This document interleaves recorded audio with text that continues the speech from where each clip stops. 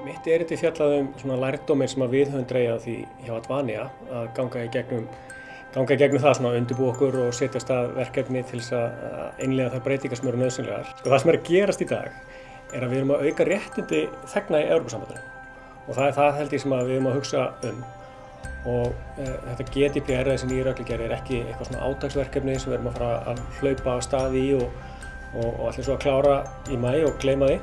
Heldur erum við að reyna að innleiða einhverjum svona varanlega breytingar í þjóðfélaginu og það erum við að gera öll saman. Við erum að gera það hjá Advania og okkar viðskiptavinir með okkur og samkeppnisaðilar og rauninni bara hvert að fyrirtæki sem er í rekstri og er að sýsla með persónuupplýsingar. Það fyrsta sem okkar viðskiptavinir ættu að gera er að setjast niður og kynna sér málið.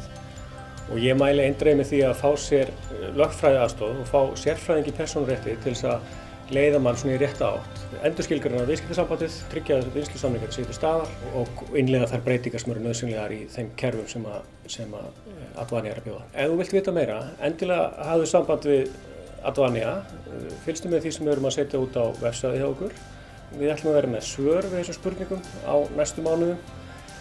Ég segi verið þolinmóð, við verðum ekki með öll svörin á morgun, en við munum finna þau og við munum deila þeim svörum sem við finnum með okkar viðskiptavinum.